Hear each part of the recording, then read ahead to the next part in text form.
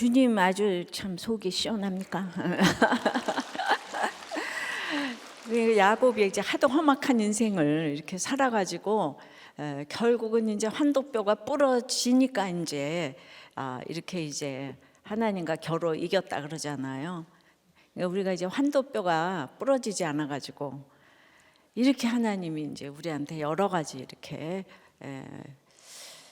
그러니까 여러분들이 이제 이번 주일에 이제 아합집의 길이란 설교를 들었는데 그 아합집의 길은 이렇게 북이스라엘이 그 정말 그 예수님의 이 족보가 있는 데를 반역해서 나갔잖아요, 그죠?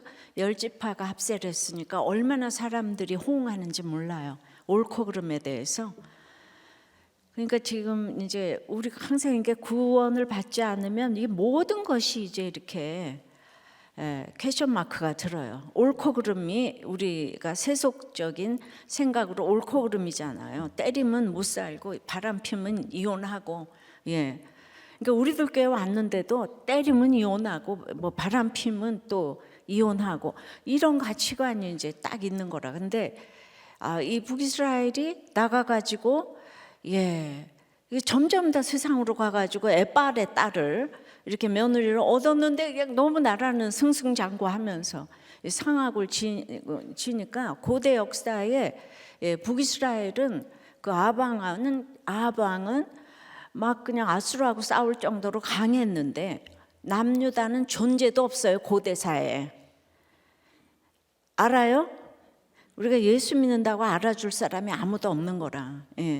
그런데 그 사람들이 그렇게 나가서 잘 사는데 문제는 이제 우리가 그걸 너무 부러워하잖아요. 예수 믿고 예수고 뭐고 나 너무 부러워해요. 그러면서 부러워하면서도 딥다 욕을 하는 거야. 부러워하면서 그러니까 그런 사람이 있고 그냥 욕을 하는 사람이 있고 세상이 둘인 거야. 그래서 오늘도 사두개인이 있고 바리새인이 있어. 사두개인은 잘 살아. 바리새인은 못 살아. 그러니까 둘 다가 그냥 죽어라고 지금 이제 예수를 잡아 죽이려고 하는 거예요. 사두개인도 바리새인도. 근데 여기서 우리는 예수님 길이 있잖아요. 근데 그게 이제 넓은 길이 아니잖아요. 그죠? 근데 오늘부터 이제 잡아 죽이기로 모이기가 시작이 되고 신고하면 보상을 해준다 그러죠. 예수님을 신고하면은 그러니까 예수님이 이제 드러내지 않고 다니기를 이제 하셨다고 하는 거. 그러니까 이게 뭔가 이것도 아니고 저것도 아니고 오늘 살아날 길을 오늘 장로님처럼 목장에서 온 이 부부가 여기가 옳다 남편이 옳다 이게 전혀 안 되고 헤어지려고 그러니까 장로님이 무릎을 꿇었다 그러잖아요. 그러니까 다 따라서 무릎을 꿇었대. 이게 예수의 길인 거예요. 그러니까 맨날 이 편 저 편이 아니고 예수의 길이라 이거예요. 예수의 길 알아들어요? 그냥 다 이 세상은 예수님을 죽이려고 그래요. 아합을 계속 부러워하면서 그걸 가지지 못하면 다 욕을 해요. 이 둘밖에 없어요. 이걸 부러워하고 못하니까 욕하고. 그러니까 여기서 예수의 길이 있잖아요. 예수의 길. 이 땅은 밑동 잘린 나무니까. 그 내가 이제 죽었다가 살아나면은 나를 살려주신 예수님을 알면 그 구속사, 구속의 얘기가 들리잖아요. 근데 그게 아니면 계속 교회 와도 세속사로 듣는 거예요. 세속사로 들어. 그러니까 그냥 부부간에도 네 편 내 편 어떻게 때렸는데 사냐, 어떻게 이혼했는데 사냐. 이게 사두개인과 바리새인의 싸움이라 이거야. 알아들어요? 그러니까 구속사가 정말 그 힘든 싸움이에요. 여기 사두개인이 있고 바리새인이 있어. 사두개인은 부자야. 바리새인은 가난해. 이 둘이 다 예수님을 잡아 죽이려고 그래요. 이 세상엔 선한 게 하나도 없어요. 그래서 오늘 피해자가 사과하는 거다. 남의 집 이혼하겠다고 그러는데 왜 목자가 무릎을 꿇어요? 이게 구속사예요. 근데 이게 그래도 강에서 바다로 가는지 부모 학교도 30분 만에 마감이 됐어요. 그러지 또 이 큐티 세미나도 뭐 5분 만에 마감이 되고. 그러니까 이제 이게 영향을 조금씩은 미치기 시작하는 거죠. 우리가 하도 외치고 부르짖으니까. 예. 그래서 오늘 말씀처럼 이렇게 설명을 좀 잘해 주시기를 바라고, 오늘도 또 구속사를 설명하려고 애를 쓰시는 우리 이제 유익현 목사님과 김은태 장로님이 얼마나 또 구속사 인생을 걸어가는지 잘 듣기로 하겠습니다. 박수로. 안녕하십니까. 저는 유익현 목사입니다.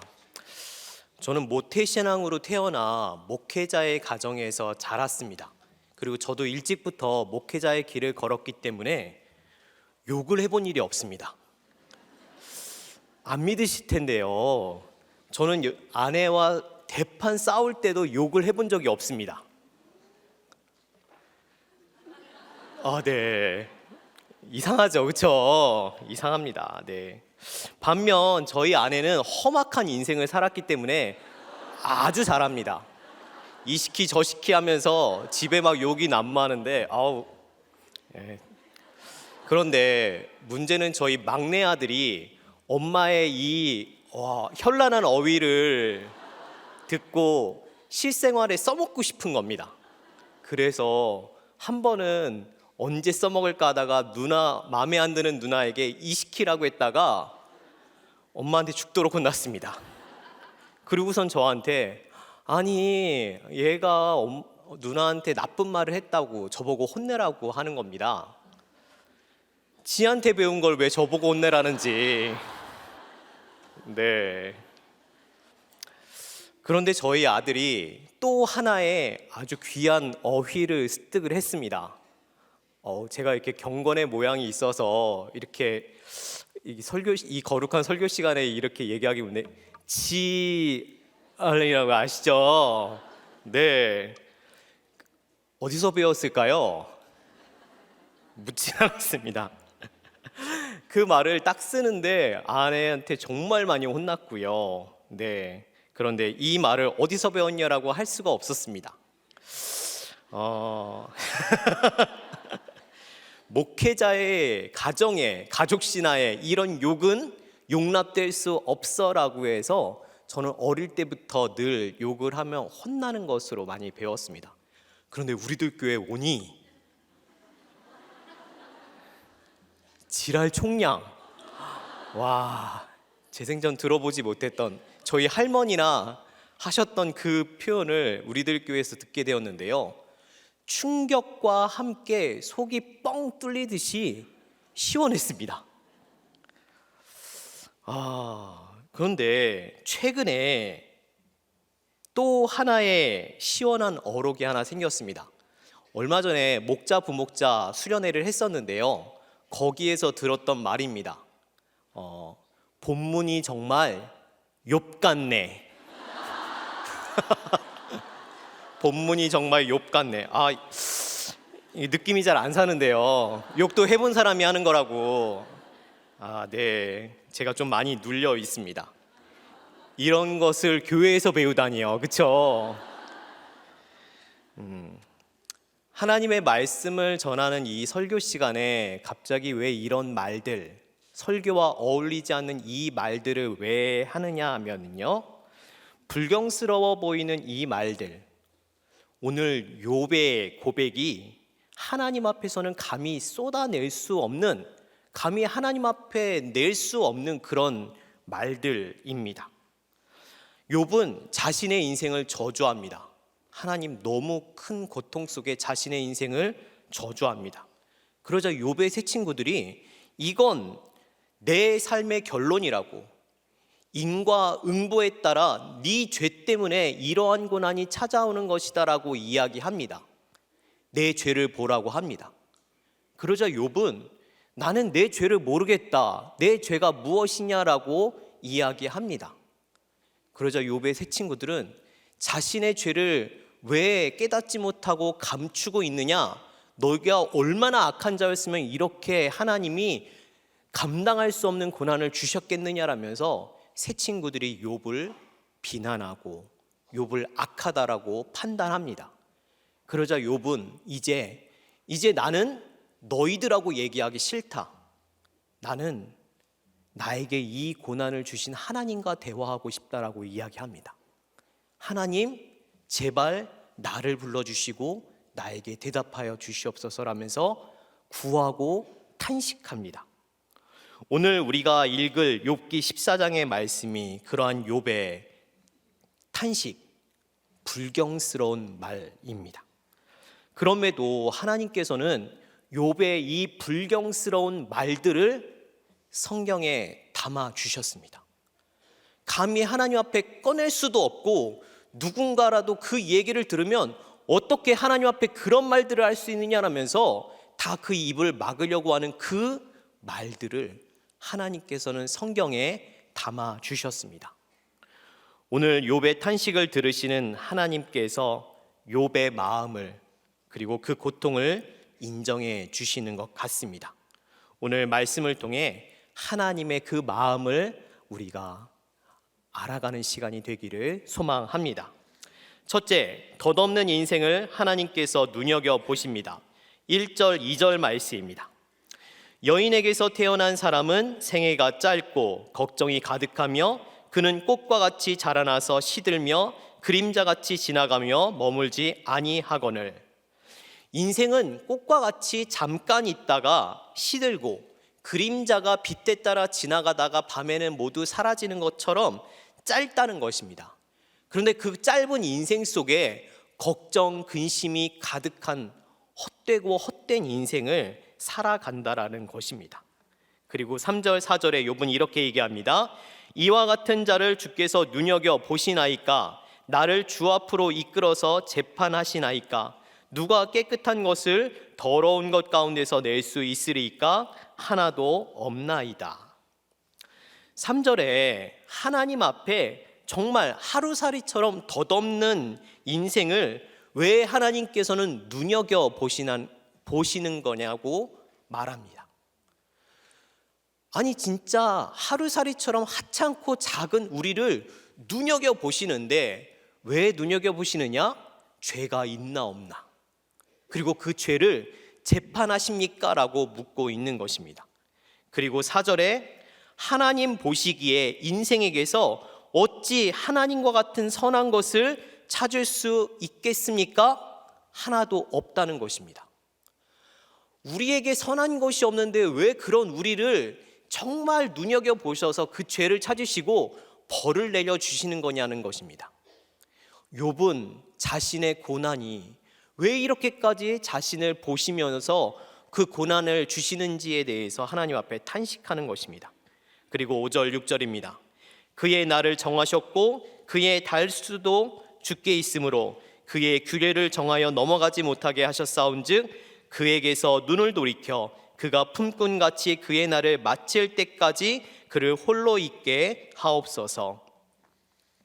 인생은 하나님께서 정하신 기한 가운데 있는데 그냥 그 기한 가운데 품꾼처럼 정해진 삶을 살다가 그냥 끝나게 내버려 두시지 왜 하나님께서는 우리를 내버려 두시지 않으시냐는 겁니다. 욥은 지금 자신에게 당한 고난이 누구에게서 온 것인 줄을 알고 있습니다. 우연히 없으신 하나님께서 나에게 이 큰 고난을 주신 것으로 인하여서 너무 고통스러워서 하나님 제발 나를 바라보지 말아 주시옵소서, 나를 내버려 두세요, 이젠 감당할 수 없습니다라고 지금 고백하고 있는 것입니다. 저는 판교 사랑부를 담당하고 있습니다. 사랑부는 발달 장애를 가진 우리 장애 우들을 이렇게 함께하는 부서인데요. 대표적으로 지적 장애와 자폐 스펙트럼을 가진 버디들입니다. 그러니까 다시 얘기하면 겉모습은 건강해 보여도 멀쩡해 보여도 스스로 혼자 생각하고 판단하고 결정할 수 없고 스스로 자립하기가 어려운 그런 버디들이 해당됩니다. 그래서 우리 사랑부의 부모님들의 소원은 내 자녀보다 하루 먼저 더 살다가 죽는 것이 정말 유일하다고 할 만한 소원입니다. 그런데 저희 사랑부에 이제 지적 장애를 가진 뇌병변, 즉 몸을 자유롭게 움직이지 못하는 뇌병변인 버디들이 있습니다. 저희 뇌병변을 가지고 있는 한 버디가 있는데요. 어떤 자매입니다. 너무 예쁘고 그런데 말을 못하고 걷지를 못합니다. 늘 휠체어에 앉아 있을 수밖에 없는데요. 얼마나 아름다운 미소를 짓는지요. 진짜 사랑부에 와서 그 미소를 보시면 너무 아름답고 천사 같다라고 이야기할 것입니다. 이 어머님께서 10년 동안 아이가 없으셨습니다. 그래서 7번의 시험관 시술을 하셨고 그렇게 해서 하나님께서 주신 자녀가 이 버디입니다. 뇌병변이었습니다. 걷지도 못하고 말도 할 수 없고 손도 제대로 많이 쓸 수 없기 때문에 정말 보호자가 항상 함께 있어야만 했습니다.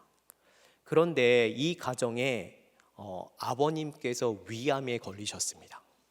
정말 하늘이 무너질 것 같은 일이었습니다. 그러고 나서 몇 년 뒤에 이 어머님에게 폐암 3기가라는 병이 발견되셨습니다. 그래도 그때 우리들 교회 오신 지 한 달 만에 이 폐암이 발견되셨어요. 너무 힘드시겠죠, 그렇죠? 하나님이 진짜 살아계시다면 이 장애를 주신 것만 해도 너무 감당하기 어려운 힘든 고난인데 왜 이 가정에 암을 주셨느냐라면서 너무 힘드셨습니다. 그래도 공동체에 붙어 가시며 말씀으로 양육받으셨는데요. 판교에 사랑부가 생기고 같이 얼마 안 돼서 암이 재발되셨습니다. 암 환자에게 암이 재발된다는 것은 참 힘든, 너무나 앞으로의 상황들이 힘든 것을 의미합니다. 재발이 되셔서 새롭게 항암을 시작하셔야 된다라고 하는데 이 어머님이 눈물만 나신다라고 고백하십니다. 내 자녀를 어떻게 하나. 근데 남편분은 믿지를 않으세요. 그 남편분이 교회를 가는데 하나님이 계신데 왜 우리 가정에 이런 사건들이 있게 하시냐며 참 마음이 힘듭니다. 진짜 하나님 더 이상 고난을 주시면 안 돼요. 이 가정에 더 이상의 고난은 감당할 수가 없어요. 제발 이 가정 내버려 두시면 안 돼요 라고 욕과 같은 고백이 나옵니다. 그런데 오늘 말씀에 왜 눈여겨보시나이까? 왜 눈여겨보시나이까? 그런 힘듦을 누구도 알 수 없는 그 상황들 속에서도 하나님께서는 우리를 눈여겨보신다라고 하십니다. 적용 질문입니다. 이 고난을 감당할 수 없습니다. 이제 그만 주세요라고 하는 나의 고난은 무엇입니까? 고난이 축복입니까? 내버려 두는 것이 진짜 축복입니까? 둘째는 우리의 죄악을 싸매어 주십니다. 인생에 소망이 없다고 말하는 욥이 나무에게는 희망이 있다고 말합니다. 7절에서 9절까지인데요. 나무는 찍히고 잘라져도 마르고 늙고 죽은 것 같아도 물이 있으면 다시금 자라나고 움이 돋고 살아난다는 것입니다. 그럼에도 소망이 있지만 10절에서 12절 말씀에 인생에는 소망이 없다라고 말합니다. 사람이 죽으면 아무런 희망도 살아나는 것도 없이 그냥 소멸된다는 것입니다. 다시 깨지 못하고 잠든 채 다시금 깨어날 수 없기에 13절에 이 욥은 죽음인 스올에서 자신을 숨겨달라고 이야기합니다. 왜 이 욥이 숨겨달라고 할까요? 인생에 죽으면 모든 것이 끝나기 때문에 하나님께서 나를 그 죽음의 스올에서 숨겨주시고 죽기 전에 나에게 주님이 대답해 주시기를 간절히 구하고 있는 것입니다. 나의 때가 차기 전에, 내가 죽기 전에 내가 이 모든 고난을 견디고 참고 기다리겠사오니 하나님 이 고난을 주신 것에 대해서 대답하여 주시기를 이 욥은 고백하고 있는 것입니다. 14절에 장정이라도 죽으면 끝이 오나 내가 고난에 나를 참으며 기다리겠사오니 15절에 나를 불러 주십시오. 제가 주님과 대화하고 싶습니다. 죽기 전에 그 하나님께 말씀을 드리고 싶습니다라고 이야기하고 있는 것입니다. 그리고서 16절 17절 말씀입니다. 그러하온데 이제 주께서 나의 걸음을 세시오니 나의 죄를 감찰하지 아니하시나이까? 주는 내 허물을 주머니에 봉하시고 내 죄악을 싸매시나이다. 욥은 16절 내 모든 삶을 다 아시는 하나님께서 나의 죄를 감찰하지 아니하시나이까? 라고 말하며 하나님께 묻고 싶어 합니다. 이 욥은 하나님이 내 인생을 다 보셨고 내 모든 것들을 감찰하셨는데 내 죄가 무엇입니까? 라고 하나님 앞에 묻고 싶은 겁니다.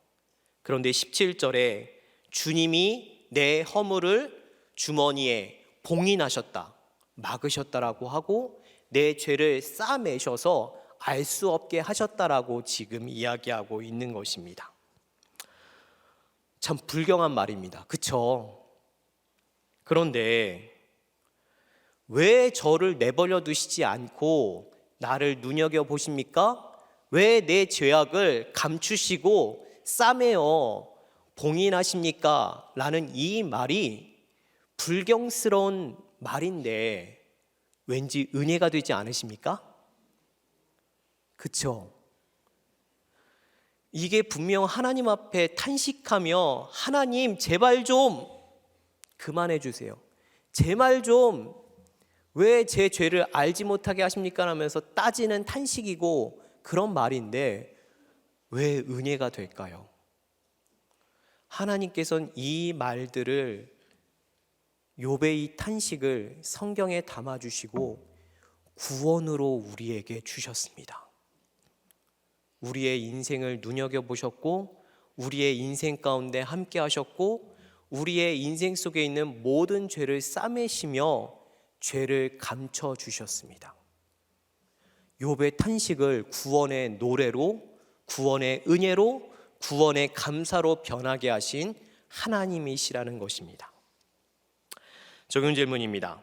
내 죄와 허물을 싸매시고 덮어주신 일은 무엇입니까? 셋째로 세상의 희망을 끊으시고 십자가로 구원하십니다. 18절 19절에 산과 바위는 가장 견고한 것을 말합니다. 그런데 그런 산과 바위가 부서지고 물이 돌에 닿아 모든 것들이 씻겨져 사라지게 되듯 하나님께서는 사람이 의지하는 모든 것을 끊어버리신다는 것입니다. 내가 의지하는 부모, 내가 사랑하는 가족, 안정된 직장과 능력 있는 배우자, 내 건강, 우상이 되는 내 자녀까지 아무리 견고한 산과 바위라도 하나님 앞에 모두 부서지고 사라지게 된다는 것입니다. 내가 지키려는 가족 신화도 결국 싸우고 애쓰고 몸부림치지만 결국 제자리 걸음이 된다는 것입니다. 작은 희망도 모두 사라지게 하십니다. 그리고 20절에서 22절 말씀에 주께서 사람을 영원히 이기셔서 떠나게 하신다라고 하고 있습니다.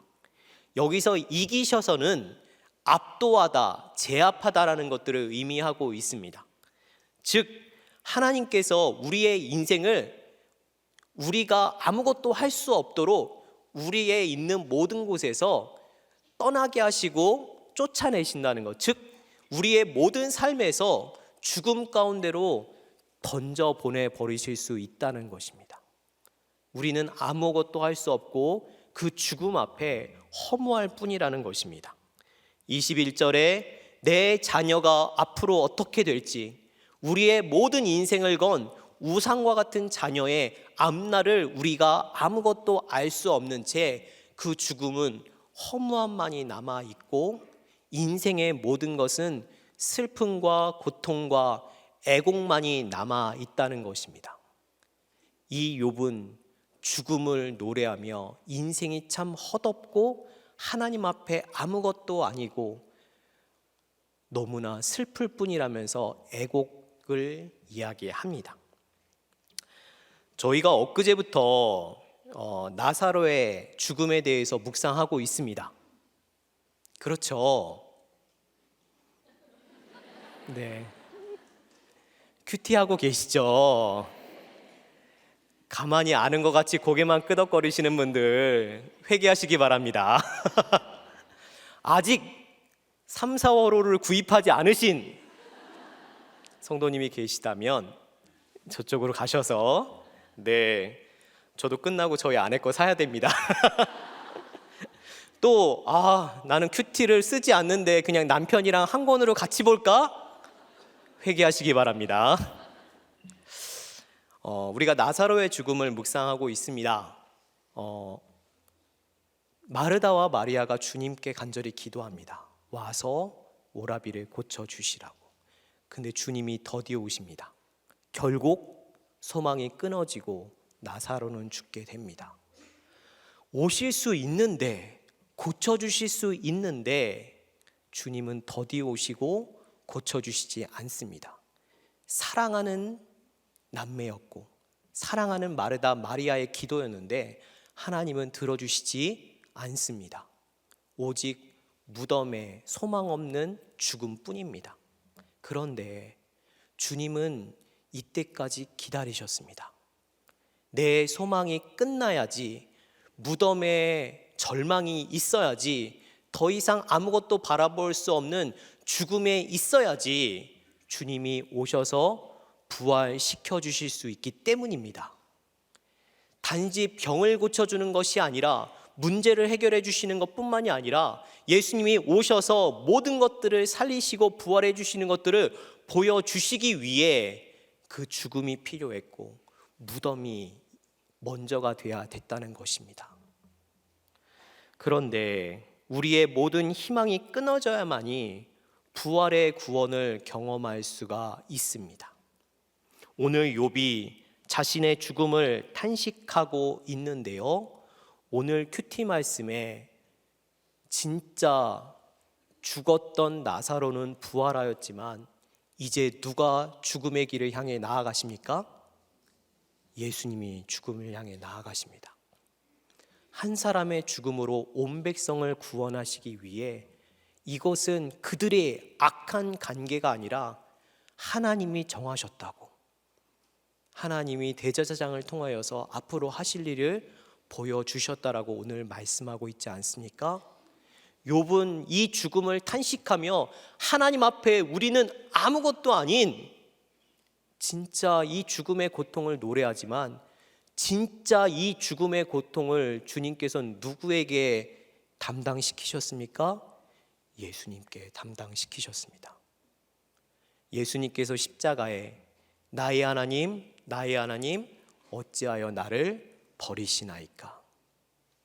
내 고통을, 모든 희망을 사라지게 하신 것은 우리에게 부활의 그 기쁨을, 부활의 구원을, 부활의 영광을 주시기 위함이고, 진짜 우리에게 십자가의 아픔으로 함께 하시며 주님께서 그 무덤에서 우리와 함께 눈물을 흘려 주시지 않으셨습니까? 십자가의 아픔을 아시는 그 주님께서 우리의 고통과 함께하여 주실 줄을 믿습니다. 2018년 12월에 아내에게 암이 발견되었습니다. 8cm가 되었습니다. 암 3기 말이어서 당장 항암을 시작을 했습니다.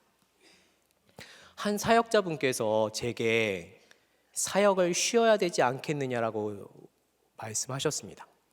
저는 그때만 해도 암에 대해서 잘 몰랐기 때문에 괜찮다고, 내가 사역도 가정도 다 지킬 수 있다라고 이야기했습니다. 그런데 항암이 시작이 되었는데요, 아내가 항암, 쉽게 얘기하면 독약입니다. 온몸에 있는 암세포를 죽이는데 암세포만 죽는 게 아니라 건강한 세포들까지도 같이 죽게 됩니다. 그래서 아내는 항암을 맞고 며칠 동안을 침대에서 죽어가듯이 누워 있었습니다. 몸의 모든 털들을 다 빠지고 피부는 검어지고 손톱 발톱도 다 찌그러지고 정말로 온몸이 붓고 고통스러움을 시간들을 아내는 경험을 해야 했습니다. 그래도 아내는 씩씩하게 그 시간들을 잘 보냈습니다.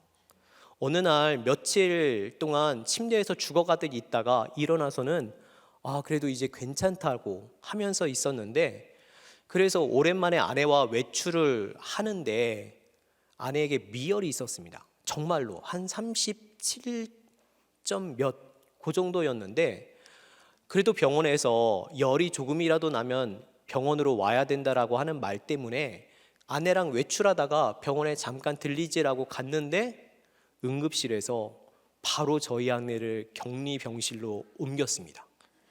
의료진이 막 달려들었고 아내의 열을 낮추기 위해서 그 치료를 했습니다. 아내는 제가 아내에게 해줄 수 있는 게 아무것도 없고 아이들과 함께 지내는 게 아내에게 더 위험하고 작은 면역력이 떨어져 있기 때문에 작은 바이러스라도 아내를 위험하게 할 수 있기 때문에 아내를 요양병원으로 보내야 했습니다. 제가 이제 아이들과 함께 사역도 하며 아이들을 챙겨야 했습니다. 매주 저희 어머님이 올라오셔서 아이들을 좀 봐주시고 다시 이제 주말에 내려가셨는데요. 저희 어머니도 70이 넘으셨기 때문에 몸이 너무 지치셔서 결국에는 18개월 된 막내 아들을 이제 대전에 있는 부모님 댁으로 보내야만 했습니다. 참 마음이 찢어집니다. 그래서 저는 요게벳의 노래라는 찬양이 있잖아요. 그 찬양만 나오면 가슴이 많이 찢어집니다. 저희 아이를 보내고 제가 교회 사역을 하면서 첫째, 둘째, 7살, 6살 된 아이들을 제가 케어를 해야 했는데요. 새벽에 일어나서 아이들이 잠에서 깨어서 울까봐 CCTV로 켜놓고 새벽 예배를 드리기도 했었습니다. 제 하루 일과를 간단히 얘기하면요, 아침에 새벽 예배를 갔다 와서 아이를 깨웁니다. 깨우고 씻기고 옷 입히고 머리를 예쁘게 따줍니다. 훌륭하지 않습니까? 그런데 제가 얼마나 예쁘게 잘 묶였어 하면서 사진 찍어서 아내한테 보내주면 아빠 없는 애들 같다며 이렇게 네. 이렇게 힘들게 해서 밥을 먹이는데 이제 숟가락에 떠서 입에 넣어주면 안 먹겠다고 입을 다물다가 그게 옷에서 흘리면 아시죠? 네. 막 아이에게 짜증내고 혼을 냈습니다. 예전에는 제가 교양 있는 모습으로 아니 왜 점잖지 못하게 아침부터 아이에게 소리 지르냐며 아내를 구박했었는데 회개했습니다. 아이에게 그렇게 막 소리 지르면서 정신없이 아이를 보내고 하루의 사역을 마치고 이제 아이들을 데려오면 제가 사역하고 있는 교회 한쪽 구석의 작은 방에 아이들은 거기서 숙제하며 놀며 하루 종일 저를 기다리며 있었습니다. 집에 오면 다시 먹이고 씻기고 재우는데 바로 잘까요, 안 잘까요? 안 잡니다. 오빠, 아빠 무서워요. 같이 자주세요. 책 한 권 읽어주시면 안 돼요 하면서 1시간, 2시간 그렇게 하다가 누가 먼저 잠들까요? 제가 잠듭니다. 그러면 나는 깨어서 집안일을 해야 하고 또 그것이 끝나면 사역 준비, 신방 준비, 설교 준비를 해야 되는데 모든 게 밀리기 시작하고 엉망이 됩니다. 새벽에 겨우 눈을 붙이면 진짜 너무 힘들었습니다. 누군가가 저에게 어떻게 잘 지내세요? 괜찮으세요? 라고 물어보면 늘 괜찮습니다라고 이야기했는데요. 친한 친구들이나 동료들한테는 진짜 죽을 것 같다고, 너무 힘들어서 죽을 것 같다라고 이야기를 했습니다. 이제 하나님, 이제 끝내주세요. 이제 그만하고 싶어요. 이제는 더 이상 감당할 수가 없으니 이만 멈춰주세요. 너무 힘들었고 공황까지 왔었습니다. 숨이 안 쉬어지고 한숨만 나오고 가슴이 너무 고통스럽고 이제는 너무나 힘들어서 마음이 너무 힘들고 지치고 하나님 죽고 싶어요. 근데 내가 죽으면 아이들이 있는데 어떡해요? 하고 있는 그때였습니다. 집에 와서 아이들을 재우고 이제 설거지를 하고 있는데 아이가 문이 열리면서 아빠 이야기합니다. 얼른 자 하고서 짜증을 내면서 다시 일을 하는데 문이 또 열리는 겁니다. 왜 안 자 하면서 소리를 지르는데 아이가 아빠 저 기도요 라고 하는 거예요. 네, 제가 아내가 아프기 전부터 해주던 게 있어요. 어릴 때부터 아이의 머리에 손을 얹고 자기 전에 머리에 손을 얹고 기도해 주는 건데요. 아론의 기도라고 하죠.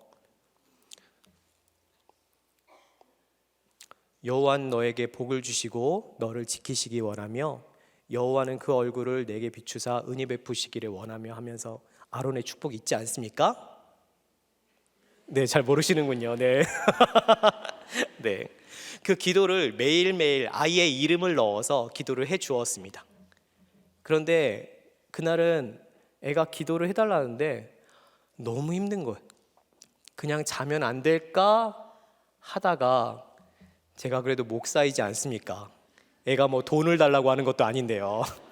가서 기도해 줄게 하면서 진짜 한숨과 짜증과 온갖 일그러지는 얼굴로 아이를 안고 기도를 합니다. 저희 딸 이름이 은채인데요. 여호와는 은채에게 복을 주시고 은채를 지키시기 원하며 여호와는 그 얼굴을 은채에게 비추사 은혜 베푸시기를 원하며 여호와는 그 얼굴을 은채에게 향하여 드사 평강 주시기를 원하노라라고 기도를 했습니다. 자, 이제 됐지? 얼마나 짜증내면서 다다다다다 기도했는지 모릅니다. 근데 자 이제 자라고 하려는데 저희 아이가 제 허리를 꼭 잡더니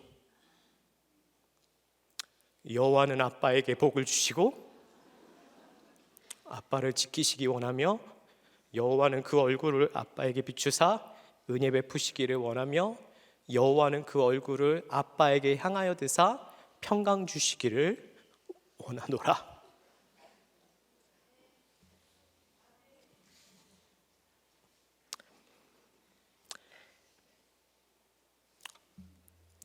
정말 가장 힘들어서 너무 힘들어서 죽고 싶었을 때였습니다. 하나님께 너무 실망이 되었고 하나님이 나를 기뻐하지 않으시는구나, 나를 막으시는구나, 이젠 나와 내 가정은 끝이구나라고 생각할 그때였는데 하나님이 딸의 입을 통해서 아니라고, 나는 너에게 복을 주고 싶고 너를 지키고 싶고 너에게 평강 주기를 원하는 하나님이라고 말씀해 주셨습니다.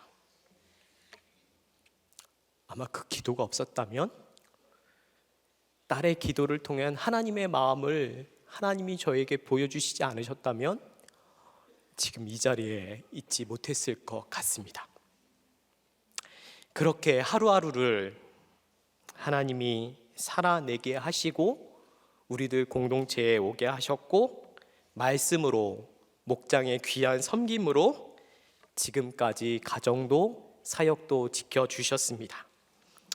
그리고 2019년에 치료를 마친 지 5년이 되어 갑니다. 암 환자에게 5년은 완치라고 이야기도 하죠. 굉장히 큰 의미 있는 시간입니다. 하나님께서 암의 고난을 주신 것이 지금은 축복이다라고 고백할 수 있습니다. 암 사건을 통하여서 우리들 교회 많은 암 환우분들과 함께 그들을 위로했고 함께 기도했고 함께 눈물을 흘리며 지금의 이 욥의 고백과 같은 이 원망과 탄식을 하나님께서 구원으로 채워주실 거라고, 이 고난이 축복이라고 고백할 날이 곧 올 거라고 함께 손 잡고 말씀으로 나아가고 있습니다. 목장 중에 욕과 같은 말로 하나님을 원망하는, 인생을 저주하는 성도님이 계시다면 어떤 말씀을 해 주시겠습니까? 엘리바스, 빌닷, 소박과 같이 내 삶의 결론이라고, 집사님의 삶의 결론이라고, 집사님의 죄를 보셔야 한다라고 말하지 마시고, 피투성이라도 살아계셔서 감사하다고, 하루하루 살아내 주셔서 감사하다고, 우리 함께 말씀으로 살아내 보자고 손잡아 주시고 위로해 주시고, 우연이 없는 하나님께서 구속사로 우리를 살리시고 세워 주실 거라고 함께 울어 주시기를 바랍니다. 적용 질문입니다. 이제 끝이라고 그대의 모든 희망이 끊어진 순간은 언제였습니까? 하나님을 원망하고 교회를 탓하는 목원에게 어떤 말을 해 주시겠습니까? 말씀을 맺겠습니다. 근데 목사님 그렇게 고난을 그냥 온 고난을 욥 같아 그러면서 이제 가진 고난을 다 겪었는데 네. 그러면 이제 예수 믿고 다 잘 먹고 잘 사는 사람을 보면 어떤 생각이 들었어요? 욥 같다는 생각 듭니다. 욥의 고난이 아니지만 하나님이 눈여겨 보심을, 또 하나님이 그 고난을 통해서 일하심을 경험하지 못한다면 하나님의 그 크신 구원을, 그 구원이 얼마나 큰지를 모를 거라는 생각이 듭니다. 그러니까 그때는 이제 몰랐잖아요, 그죠? 무조건 참기만 하려니까 네, 맞습니다. 죽을 지경인데 아까 그 저 내병변 네, 그 자매의 어머니는 지금 어떻게 됐어요? 이제 항암을 시작하셔서 매일 그러니까 항암약, 언제 재발을 하신 거죠? 사실은 2년 전에 재발을 하셨는데 크기가 작아서 의사가 3개월만 지켜보자 이렇게 해서 거의 한 1년 넘게 지켜보셨는데, 의사가 이제 더 이상은 안 되겠다고 네. 약을 먹어야겠다라고 했습니다. 그런데 지금 잘 해석하고 가고 계세요? 이게 2주 전입니다. 그래서 2주 전. 네, 그래서 너무 힘들어하셔서 네. 눈물만 나고 계시는 상황이고요. 네, 쉽지 않습니다. 근데 우리도 교회는 저렇게 고난을 이렇게 겪은 사람들이 오는 곳인가 봐요. 예, 그리고 나도 이렇게 면접 때 아내가 암이 3기라고 그래서 그러면 말씀이 좀 들리겠다 이래서 우리는 그렇게 사실 오신 분들이 이렇게 회복이 많이 됐어요, 사역자님들도. 근데 우리가 듣기에는 너무 기가 막히지만 하나님이 눈여겨 보셔가지고 저런 고난을 주셨다는 생각이 막 드는 게, 정말 이런 고난이 아니면 말씀이 안 들려요. 근데 짧은 인생이잖아. 진짜 밑동 잘린 나무 같은 인생인데 어떻게 이렇게 축복을 받아가지고 이걸 겪게 하시나. 그러니까 하나님이 눈여겨 보신다면 우리 그 폐암 환자인 우리 버디 엄마도 그 이제 걱정하지 마시고, 하나님이 진짜 그 정도로 하지 않았으면 우리들께 오지도 않으셨을 건데, 그러니까 구속사가 이런 게 아닐까 싶은데, 꼭 이렇게 목사님 같은 고난을 겪어야만이 아니고, 목사님이 못 겪어본 고난이 있는데 지금 굉장히 힘들고 물리적으로 어렵고 그냥 이것 때문에 죽을 것 같지만은 돈 많은 사람의 고난은 또 돈 가지고 안 될. 저도 누려보고 싶긴 합니다. 그러니까 훨씬 힘든 거예요. 그게 힘들어서. 그런데도 한 고난에 이렇게 이제 전공이 진짜 이렇게 하면은 목사님 고난에 다들 이제 그 동참을 하는 거예요. 그래서 내 고난, 네 고난 비교하면서 저게 무슨 고난이냐 이런 말이 안 나온다는 거예요. 우리는 사두개인도 아니고 바리새인도 아니고 예수의 길이 있는데, 그래서 우리가 다 같이 이렇게 정말 그 아프고 애곡하고 진짜 이런 진짜 이렇게 공동체가 되어서, 그러나 이제 고난 중에서 이렇게 아주 물리적으로 또 육체적으로 아프고 이런 고난이 최고이긴 한 것 같아요. 그러니까 그냥 뭐 입으로 아무리 어쩌고 저쩌고 해도 이렇게 밑바닥 삶을 한번 살아보지 않으면, 그러니까 목사님이 이제 우리들 교회 와서 계속 이걸 약재료로 지금 내어놓고 있잖아요. 네. 이거 아니면 뭘 설교할 뻔했어요. 지금 아내 팔아서 아내 팔아서 살고 매일같이 있습니다. 까도 그거 하나 경험해가지고 끝도 없이 지금 팔아먹고 있잖아. 맞습니다. 그러니까, 네. 그러니까 우리의 고난은 이렇게 쓰이는 거예요. 내가 지금 말씀으로 그러니까 그렇게 감당할 만하면 이미 그게 고난이 아니더라고. 할 수 없어서 하나님한테 부르짖고 가야지. 네, 맞습니다. 그게 하나님께 쓰이는 고난이 되는 줄 믿어요. 그래서 지금 이제 완전히 회복돼 가지고 요새는 아내가 잘해 줍니까? 이제 다시금 이제 거친 말들이 오고 가고요. 18이 계속 나오고 아유 하나님 사랑하시는 걸 맞네요. 계속 당하고 사세요. 네. 네, 감사합니다. 네.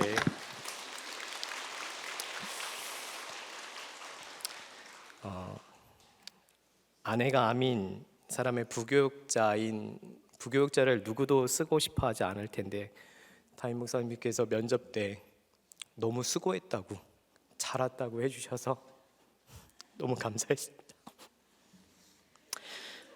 말씀을 맺겠습니다.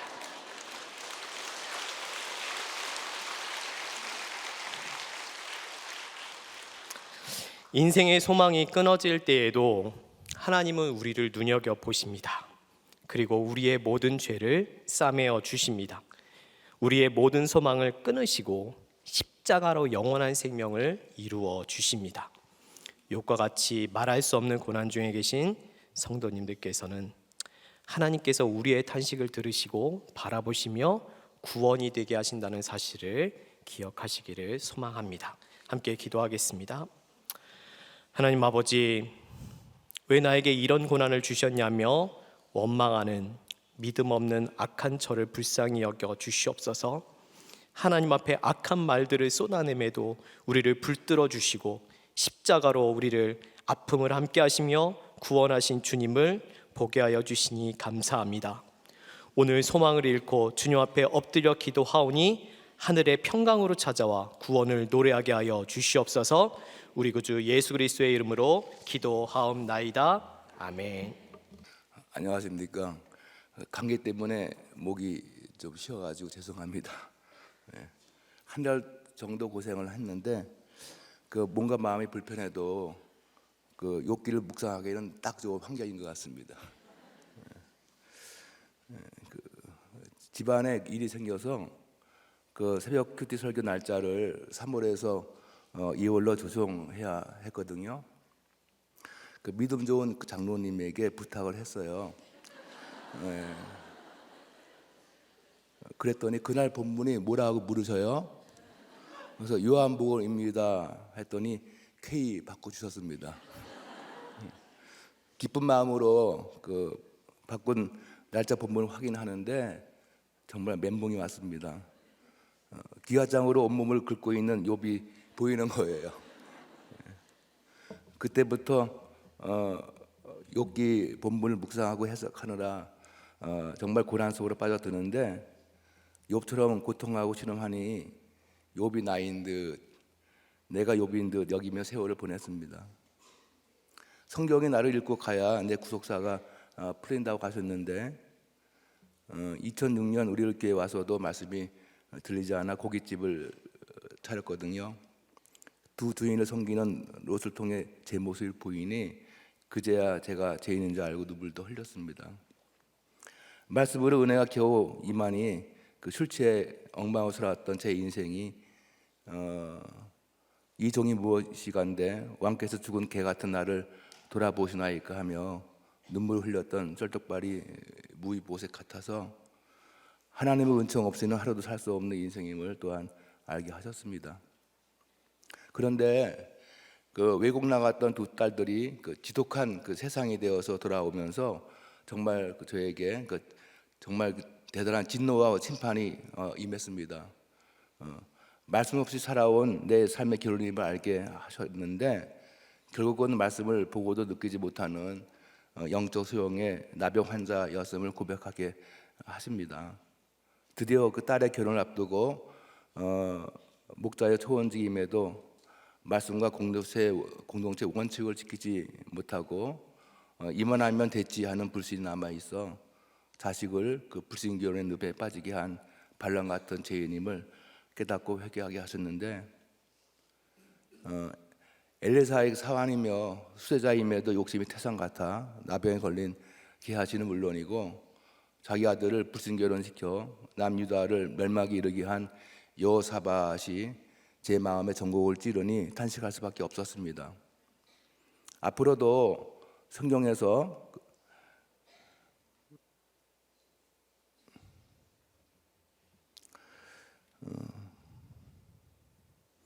악하고 음란하고 욕심 많은 악인들과 죄인들이 저를 기다리고 있을 텐데 오르는 뜻밖에도 한 의인을 만나게 됩니다. 바로 욥입니다. 오늘 말씀은 욥기 14장 1절에서 22절로 큐티인 제목은 덧없는 인생의 소망입니다. 오늘 본문에서 자식들과 모든 재산을 다 잃고 한계상을 뛰어넘는 극심한 고난 속에서 절망하며 탄식하는 욥을 보게 되는데 인생은 더덥고 그 더러움에서 벗어날 수 없어서 밑동자리 나무처럼 소망이 없다며 절규하지만 하나님으로부터 희망과 죽음을 함께 바라보며 애곡하는 욥을 보게 하십니다. 5년 전 아내에게 신장을 기증받고 이식 수술을 받았습니다. 병원에 입원 중일 때 손주 희서가 태어났는데 그 홍채 결손이라 앞을 볼 수 없으니 운명이라는 소리에 탄식하며 절망할 수밖에 없었습니다. 가족들은 살 소망이 이렇게 욥처럼 옷을 찢고 땅을 치며 울부짖는데 그렇게 태어난 손주는 5년이 지난 지금 공동체의 기도와 성령의 도우심으로 앞을 볼 수 있어서 너무나 감사했습니다. 그러나 홍채 결손으로 아직 걷질 못하고 있습니다. 그래서 우리는 그 베데스다 같은 우리 가정에 예수님이 찾아주시길 간절히 기도하고 있습니다. 어느 날 저에게 불면증이 왔습니다. 잠자리에 들면 신장이 안 좋아진 건지 여기저기 가렵고 또 잠을 설치기도 하고 또 이식으로 당뇨가 생겼는데 그 새벽녘에 잠을 깨기도 합니다. 그때 순간 흐느끼는 소리에 자지러졌는데 가만 보니 아내가 기도하고 있는 겁니다. 손주가 아직도 걷지 못하니 걷게 해달라며 우리를 살려달라고 우리 자식들 구원해 달라며 흐느끼며 기도하는 아내를 보는데 가슴이 답답하고 불안해서 벌떡 자리에서 일어나게 됩니다. 희귀병을 가지고 태어난 그 손주의 고난을 말씀으로 해석해가며 평안을 얻는 듯 해도 갑자기 몰려드는 불안을 어찌할 수 없어서 그때마다 한식하며 살려달라고 기도하며 가는 게 지금 우리 부부의 모습입니다. 13절에서 욥은 하나님의 뜻에 따라 수월에라도 갈 수 있으니 내 고난의 한계를 정하시고 주의 진노를 돌이켜 주시길 간절히 소망하는데 태어난 지 7개월이 지나도록 아기가 기어다니지도 못하니 다른 아기들처럼 기어다니고 걸을 수 있는 것이 우리에겐 간절한 소망이 되었습니다. 홍채 결손은 그 눈의 홍채만 연약한 게 아니라 몸의 어떤 기관도 연약할 수 있다는데 하지강직으로 걷고 뛰는데 오랜 시간이 필요하다고 합니다. 우리 아기 어떻게 하면 좋으냐고 울부짖는 딸을 달래며 신장 이식으로 성취하는 몸을 이끌고 여기저기 정신없이 재활센터를 기웃거리며 뛰어다녔습니다. 시작은 미약했지만 나중은 창대했습니다. 처음은 분당만 오갔는데 치료 과정이 늘어나면서 분당, 구리, 의정부, 양재, 잠실, 용산, 강남 등등 서울 시내 주변 곳곳 이름 난다는 곳은 안 가본 데 없이 다 돌아다녔습니다. 한 재활센터에 걸린 표구가 눈에 띄는 겁니다. 이 또한 지나가리라.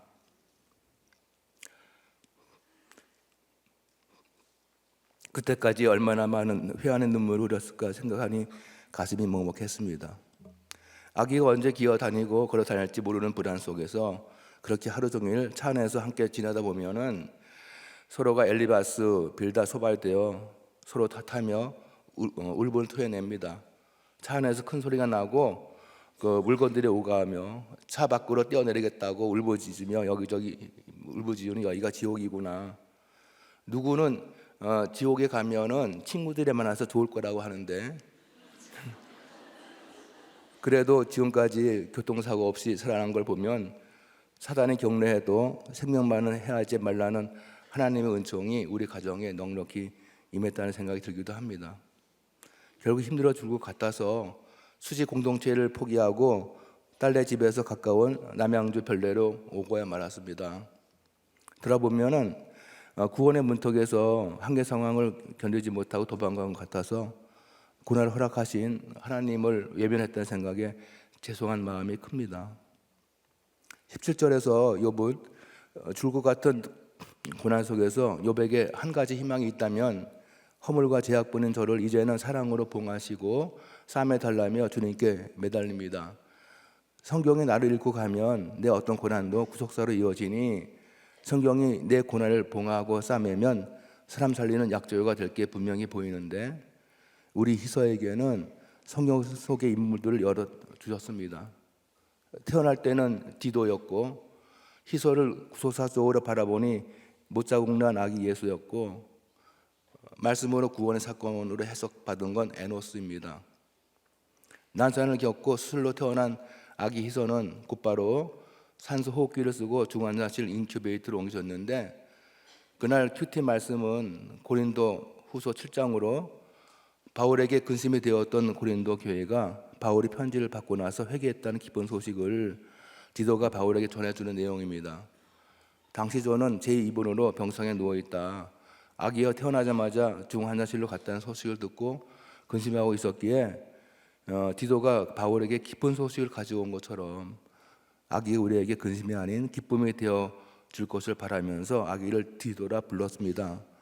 지금 돌아보면 이렇게 불신의 가정에 홍채결선인 아기 디도를 보내주신 것은 당장은 흉한 소식 같아도 이 가정의 구원과 하나님의 영광을 위해 보내심을 받은 사건임이 분명하기에 우리에게는 기쁜 소식이 되고도 남습니다.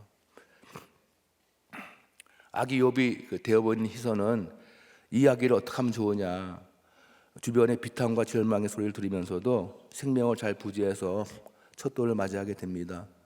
그날 주신 말씀은 열왕기하 19장으로 산헤립으로부터 하나님을 비방하는 편지를 받은 히스기야가 여호와의 성전에 올라가 우리를 그의 손에서 구원해 달라며 기도하는 내용입니다.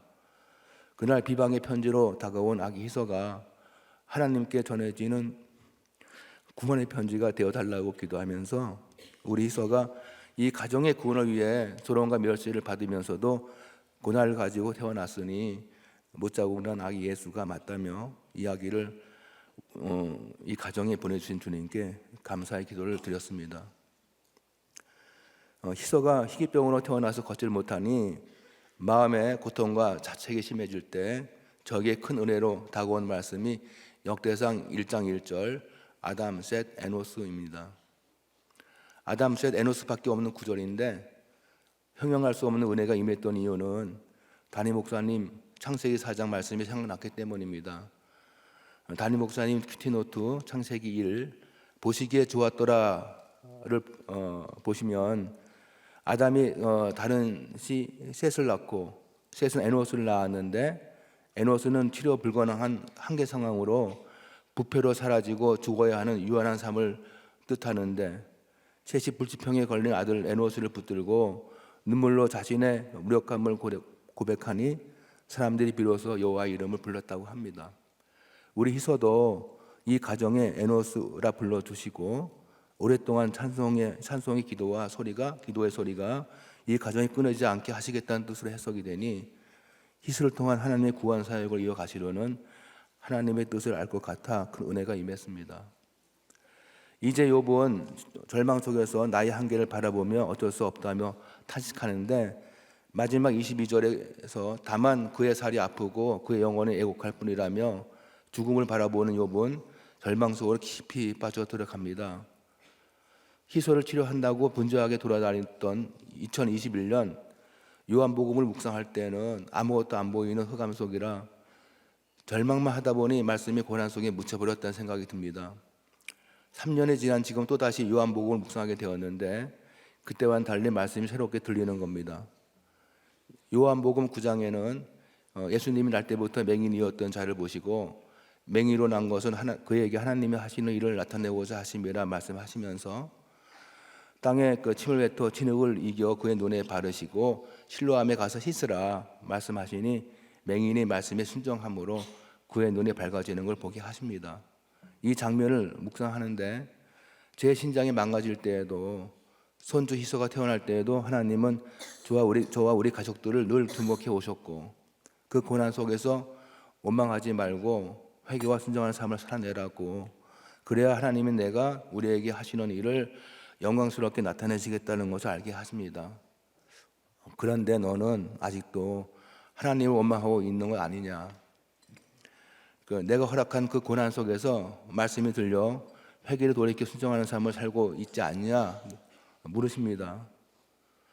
돌아보면 하나님은 2006년 1월 세상 속에서 살아가는 저를 말씀이 있는 우리를 공동체로 인도하셨는데 말씀을 보고 들으면서 악하고 음란한 내 죄를 보게 하셨고 토설케 하심으로 하나님의 영광을 드러내시고 구원의 길로 인도하셨다는 생각이 듭니다. 맨 처음 공동체에 드러난 사건은 2007년 도비야와 산발랏이 느헤미야의 성벽 중수를 방해하고 온어 평지로 나아가고자 할 때 우리 부부는 우리를 공동체 말씀 중수를 방해하고 세상으로 나갔습니다. 영적으로 무지해서 두 딸을 일본으로 유학 보냈는데 환율이 2배나 뛰어오르니 아내 보고 부목자증 내려놓게 하고 가장 육적인 고깃집을 차린 겁니다. 결국 하나님께 심판당에 마땅했기에 망해서라도 돌아오라는 공동체 예언대로 말씀과 같이 대업고의 인생을 허락하셨습니다. 두 번째는 숨은 죄악과 음란을 하나님이 적발해 주신 사건으로 오천 선생이라는 죄패를 가져다 둔 사건입니다. 고난의 슬픔과 연민 때문에 술을 엄청 마셔야 했는데 퇴직할 무렵에는 술값으로 5천만 원 빚을 지게 됩니다.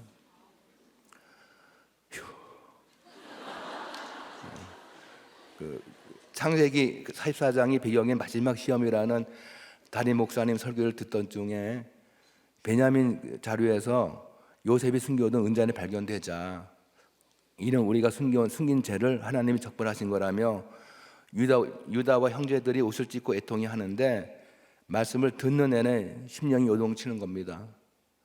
그리고 목장이 있던 그날 그동안 숨겨왔던 음란한 죄를 하나님이 적발하셨다며 목장에서 벌벌 떨면서 술값으로 5천만 원 빚진 걸 오픈하게 됩니다. 오픈을 하고 나니 두 집 살림 차렸냐? 숨기는 자식은 없냐? 목사만 살려줄 테니 솔직히 오픈하라며 목장에서 겁박을 당하니 이러다 아내에게 책망받고 머리털 뽑혀 죽을 수도 있겠다는 불안과 공포가 몰려왔는데 이틀 후 주일 설교 제목이 합격이었습니다. 그때 받은 충격이 얼마나 컸던지 마음에 지진이 일어나면서 이게 구원받는 거구나. 그때 환희는 이런 말할 수 없었는데 말씀의 전적인 은혜로 담임 목사님께서 제 목숨을 살려주신 거라며 지금도 그 은혜를 잊지 않고 살아가고 있습니다. 세 번째는 오늘 본문에서 거론되고 있는 사건으로 딸 결혼이 불순으로 가면서 저의 신장 이식과 손주가 홍채결손으로 태어난 사건입니다. 목장에서 대답 한마디로 내 모든 게 드러나서 심판을 당할 일이 있습니까? 물었을 때 그동안 엘사 밑에서 사환으로 일했던 게하시가 욕심 때문에 나병 걸려 성문 밖으로 쫓겨났는데 아람 군대가 도망간 진영에서 은과 금과 의복을 보니 또 눈이 뒤집혔다는 말에 제가 에아시처럼 그랬다고. 그동안 공동체에서 들은 말씀이 얼마인데 아직도 욕심이 태산 같아서 딸과 결혼할 부자 청년을 보는 순간 오케이 하며 불신이고 뭐고 눈이 뒤집혔다고 하니 옆에서 듣고 있던 권찰도 고백을 하는 겁니다. 내 모든 게 드러나서 심판당한 것이 가난하게 살아서 그런지 사익감으로 소개받았는데 부잣집 아들이라고 하고 부모도 똑똑하고 성실하신 분이라고 하는데 부자라는 소리에 제 귀가 번쩍 열렸어요.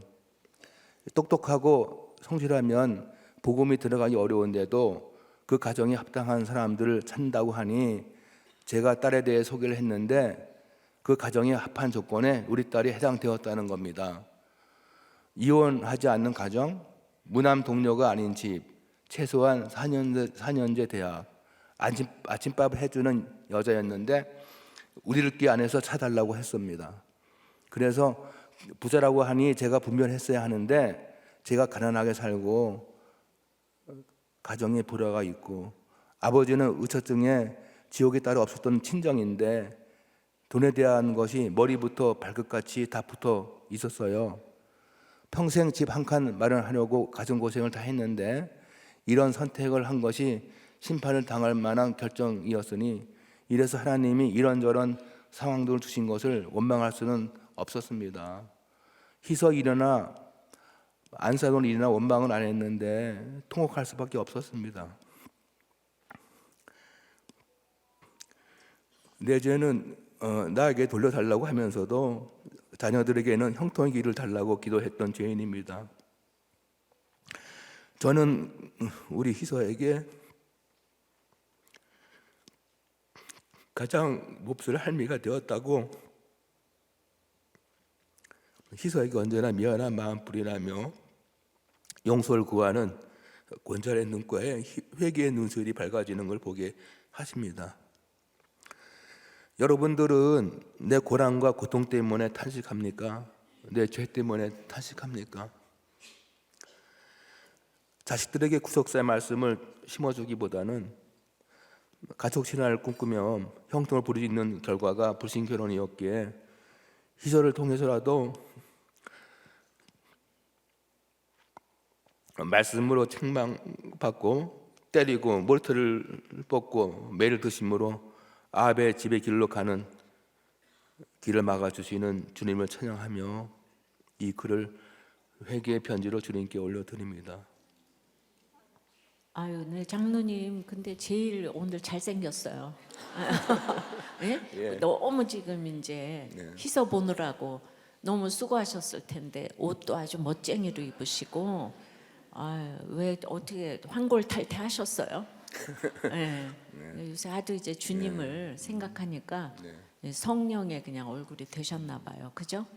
근데 지금 우리들 교회 온 지 몇 년째죠? 2006년도 1월에 왔습니다. 네, 그러니까 18년 18년. 됐습니다. 네. 그래서 와서 하여튼 속 뺏게 새긴 게 없어요. 예. 그러니까 그 보세요. 그러니까 그 아합 집의 길이 너무 우리의 소원이에요. 우리의 소원은. 그래서 이 두 아이들 다 일본 보내고 선생님이셨거든요. 선생님이셔서 그냥 이렇게 평범하게 살면 좋은데 그게 안 되는 것 같아요, 우리가.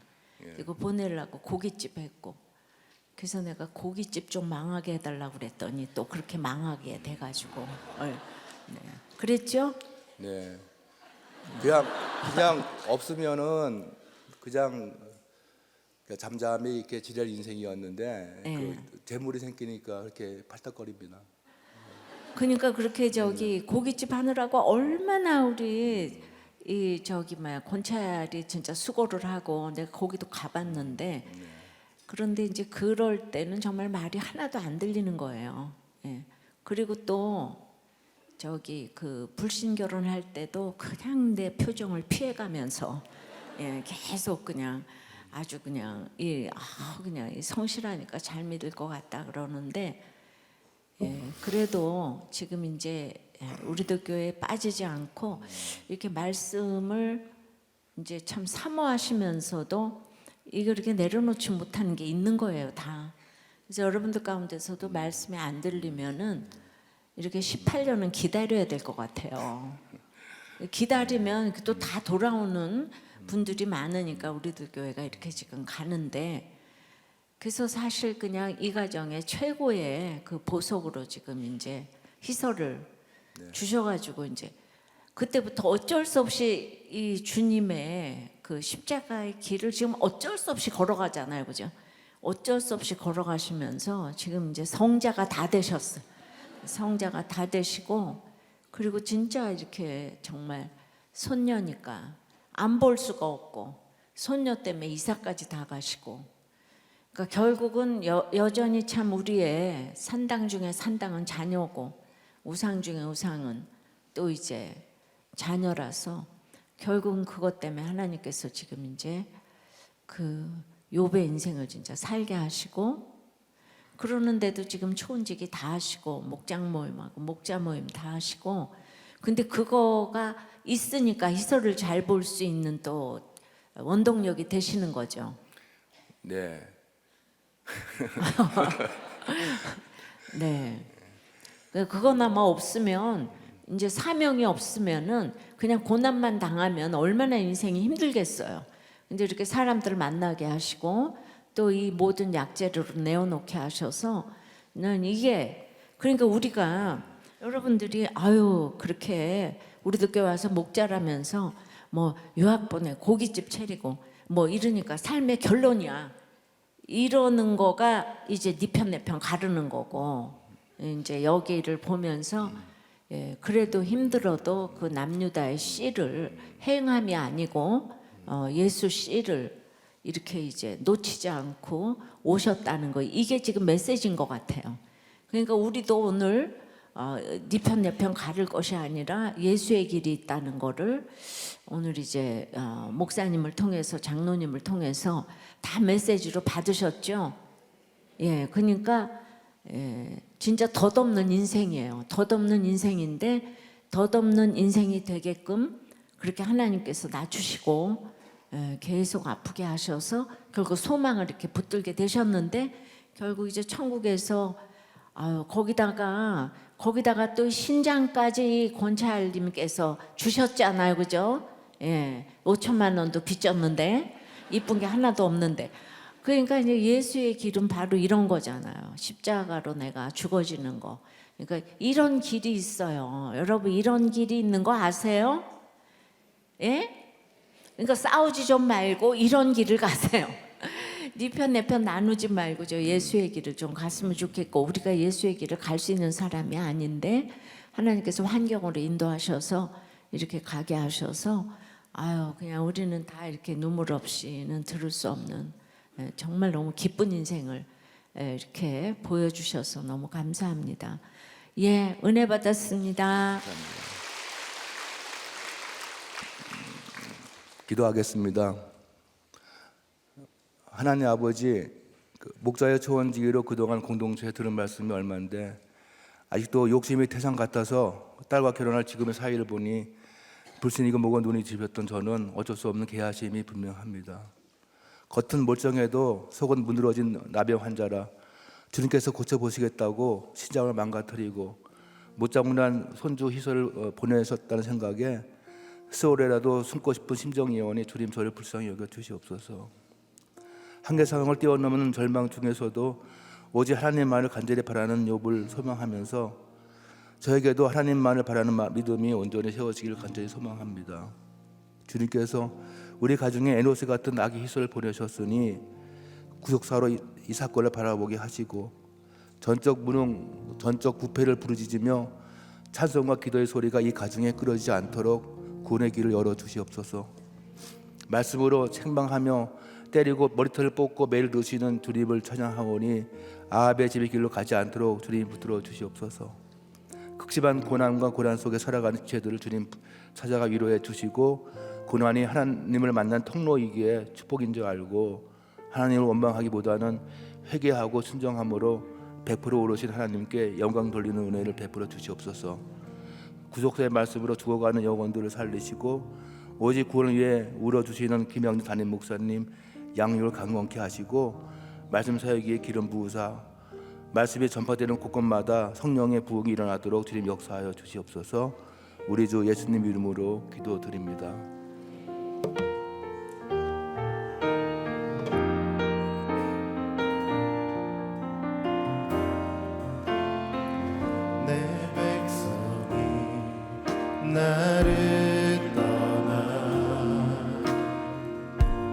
돌아섰지만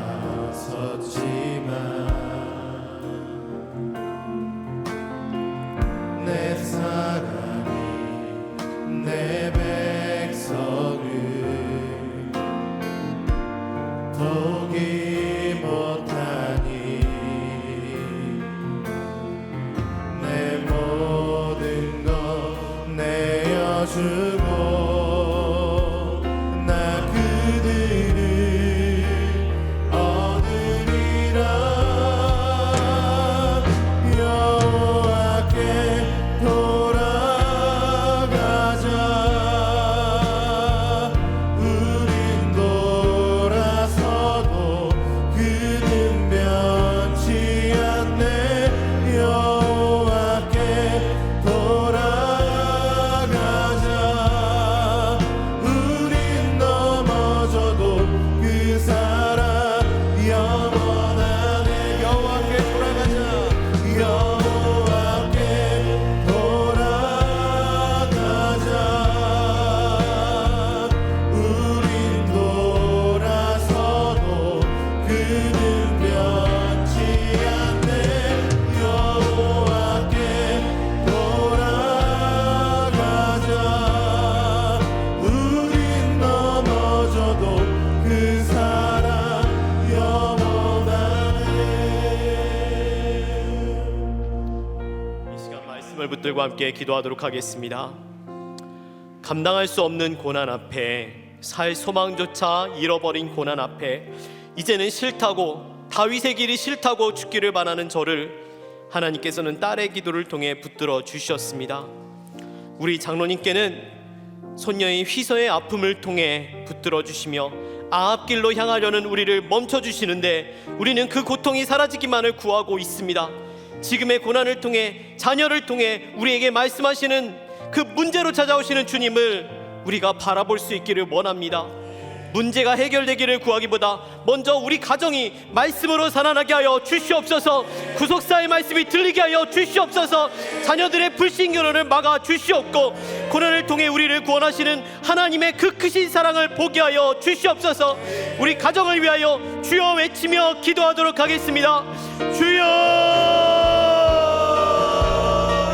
아버지 하나님, 주여 우리 가정을 붙잡아 주시옵소서. 주여 아버지 하나님, 주여 우리 가정을 붙잡아 주시옵소서. 우리 가정을 부르니 다윗의 길로 향하기를 원합니다. 다윗의 길로 가고 있는 우리의 약한 모습들 주여 아버지 하나님 불쌍히 여겨주시옵고 멈춰주시는 그 하나님의 크신 은혜를 바라볼 수 있기를 원하오니 주여 우리 붙잡아 주시옵소서. 주여 우리를 붙잡아 주시옵소서. 주여 아버지 하나님, 주여 아버지 도와주시옵소서. 주여 아버지 하나님, 아버지 하나님 우리 가정을 붙잡아 주시옵소서. 아버지 우리 가정 가운데 말씀이 들리기를 원하오니 주여 인도하여 주시옵소서. 아버지 하나님, 주여 우리를 붙잡아 주시옵소서. 우리 가정 가운데 있는 악함과 앞길 길로 가고 있는 우리의 모습을 불신결혼을 막아 주시옵소서. 주여 인도하여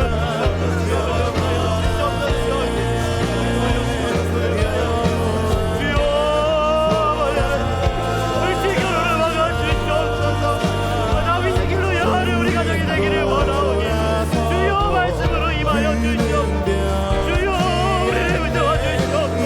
우리 가정 가운데 아버지 하나님의 말씀이 아버지 주장하기를 원하오니 우리 가운데 감당할 수 없는 이 고난을 가운데 주님의 바람을 지게 하여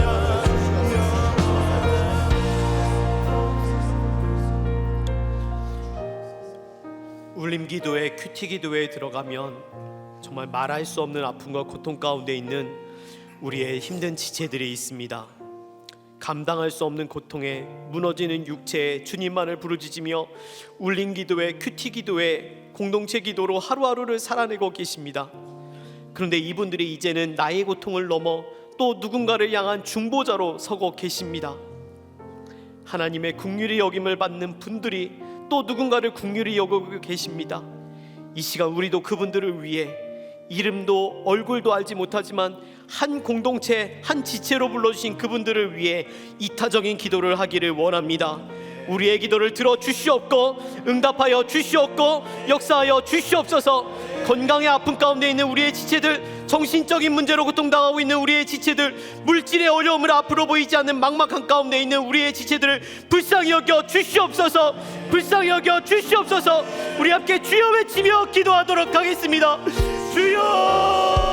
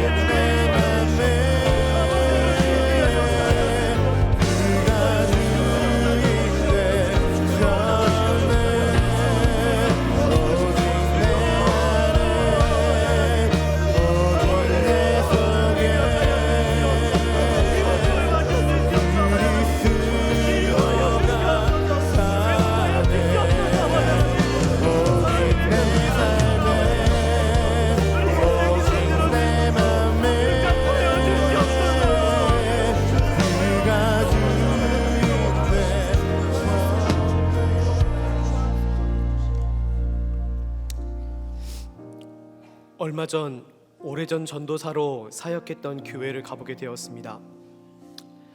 많은 주일학교 학생들이 사라지고 부서들이 통합되고 교회의 아이들이 떠드는 소리들이 사라지고 있습니다.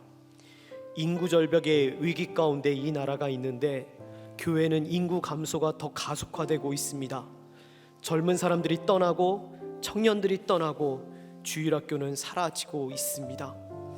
엘리사가 이 나라의 악을 보고 눈물을 흘리며 사명의 다메섹으로 나아갔듯이 우리도 엘리사와 같은 심정으로 눈물을 흘리며 한국교회를 위해, 이 나라를 위해 기도해야 될 줄 압니다. 아합의 집길이 아닌 다윗의 길로 가야 한다고 눈물로 우리를 살리시는 김영재 목사님, 지치시지 않도록 날마다 새 힘을 더하여 주시옵고 다윗의 길로 향하는 이 교회가 될 수 있도록, 한국교회가 될 수 있도록, 이 나라가 될 수 있도록 우리가 목사님을 위해서 기도해야 될 줄을 압니다. 목사님의 모든 말씀과 문서, 방송사역 위에 기름 부어 주시옵고 거주를 할 처소로 세워진 대구와 광주 체프를 많은 사람들이, 많은 가정들이 채워지게 하여 주시옵고 진행되는 SG 큐페와 큐티 세미나 은혜 가운데 진행되게 하여 주시옵고 새롭게 시작되는 양육 가운데 살아나는 그 한 사람, 그 한 가정이 있게 하여 주시옵소서. 이 나라에 많은 생명을 허락하여 주시옵고 생명나는 법이 제정되게 하여 주시옵소서. 총선을 앞두고 있는데 하나님을 경외하는 지도자가 세워지게 하여 주시옵소서. 대립과 분열이 그쳐지게 하여 주시옵고 다윗의 길로 나아가게 하여 주시옵소서. 전세에 복음을 전하시는 선교사님들의 그 가정과 사역을 지켜 주시옵소서. 이 교회와 나라와 민족을 위하여 함께 주여 외치며 기도하도록 하겠습니다. 주여.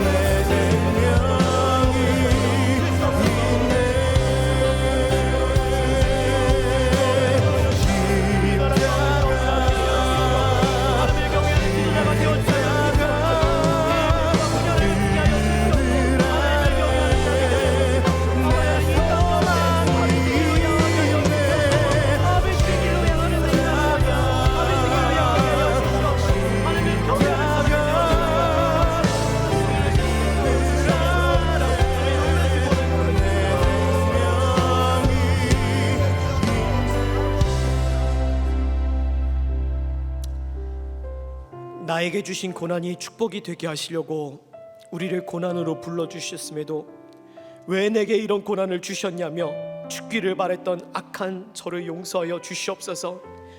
제 고난이 죄보다 약함에도 하나님께 회개로 나아가지 못했던 이 교만한 자를 주님 불쌍히 여겨 주시옵소서. 그런 저를 공동체로 살려주시고 구속사의 말씀을 통해 사명자로 세워주시니 감사합니다. 주신 고난이 약재료가 되어 나도 살고 남도 살리는 고난이 축복이 되는 인생이 되게 하여 주시옵소서. 견디기 힘든 삶의 고난 가운데 있는 우리의 성도들을 주님 불쌍히 여겨 주시옵소서. 욥의 고난을 통해 위로받게 하여 주시옵고 그 고난을 통해 바라보시며 눈물을 흘리시며 우리를 회개의 자리로 구원의 자리로 이끌어 주시는 주님의 마음을 바라보게 하여 주시옵소서. 죄와 중독이 끊어지게 하여 주시옵고 무너진 우리의 가정이 회복되게 하여 주시옵고 방황하는 자녀들이 살아나게 하여 주시옵소서. 아마노 분들과 육신의 아픔 가운데 있는 지체들, 자녀의 장애로 힘든 사명으로 나아가는 가정들을 주님 불쌍히 여겨 주시옵소서. 살려 주시옵소서. 살려 주시옵소서. 오직 주님의 긍휼하신 말을 구하며 부르짖사오니 주님 불쌍히 여겨 주시옵고 말씀으로 끝까지 사명 감당하며 다윗의 길로 나아가게 하여 주시옵소서. 눈물로 우리를 살리시는 김양지 목사님, 지치시지 않도록 날마다 새 힘을 더하여 주시옵고 강건케 하여 주시옵소서. 모든 말씀과 문서 방송사역 위에 기름 부어 주시옵고 큐티 사역이 강에서 바다로 흘러 가정들이 살아나고 교회가 살아나고 살아나는 역사들이 거주할 처소로 세우신 대구와 광주 촛불 가운데 많은 가정들의 구속사의 말씀이 전해지게 하여 주시옵소서. 진행되는 SD 큐페와 큐티 세미나 가운데 새롭게 진행되는 양육 가운데 하나님 은혜를 부어 주시옵소서. 인구의 절벽 가운데 있는 이 나라를 지켜주시옵고 생명 낳는 태아생명보호법이 제정되게 하여 주시옵소서. 총선을 앞두고 있습니다. 이 나라가 대립과 분열을 그치게 하여 주시옵고 오직 하나님을 경외하는 다윗의 길로 나아가는 이 나라가 되게 하여 주시옵소서. 이제는 우리 구주 예수 그리스도의 크신 은혜와 하나님의 놀라우신 사랑하심과 성령님의 교통하심과 동행하심이 고난 속에서도 구속사의 주님을 바라보며 나아가기를 소망하는 모든 성도들 위해 교회와 나라 위에 함께 하시기를 간절히 축원하옵나이다. 아멘.